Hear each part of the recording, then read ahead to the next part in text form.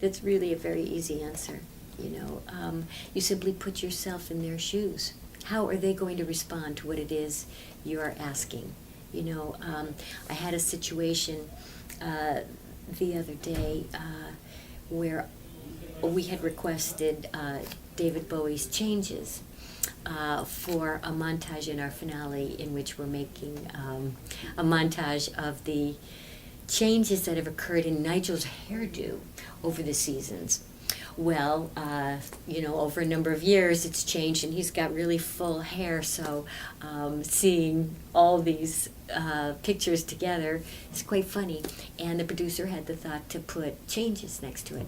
Well, I know David Bowie's publisher, a wonderful gentleman, and out of respect, now I was trying to think, how would this fellow and David Bowie think of this? So you want to be perfectly honest with what your request is, and understand that they may not see eye to eye with your intent on it. In fact, in this case, they didn't.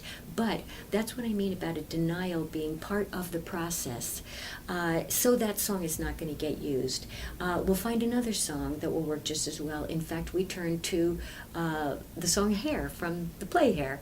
And in starting to cut it together, that one actually worked out a lot better. So to answer your question, I tried to put myself in the place of who it is that is going to respond to our request. But I hold David Bowie and his music in high regard, and felt as though he may not appreciate this use. The last time we used a David Bowie song, it was in a wonderful group routine that was choreographed by Wade Robeson. So it was created by a master, and it was earlier in the season. It was a wonderful, wonderful use. And I felt as though this use they may not respond the same way to. So we immediately knew to follow it up with a backup song. It should be a really cute piece, Exciting. I guess it's just putting yourself in another person's shoes, really. Yeah. And isn't that true of anything in life?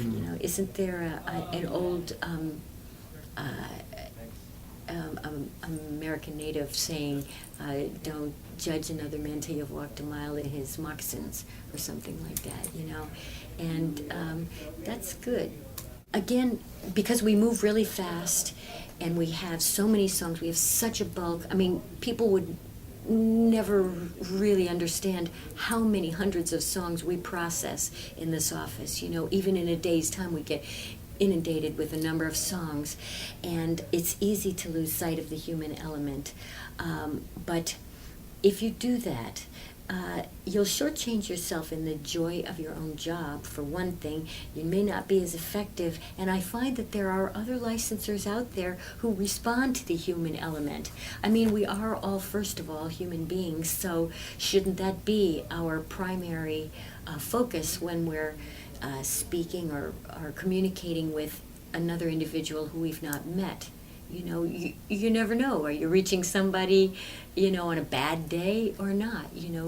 Just to be sensitive to all of that. And when responding to an email, to take the time to make sure that you've worded it in a way where you're grateful for their response.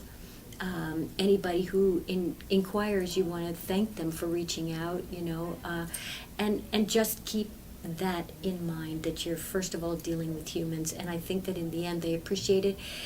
And all I can say is that if results were to speak for themselves, we feel really fortunate that we get so many approvals on this show.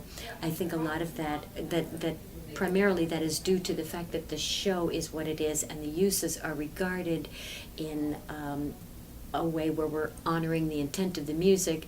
But I'm sure there's part of it too that I would like to think that maybe we get some responses because we have stopped down and thought of the human element first.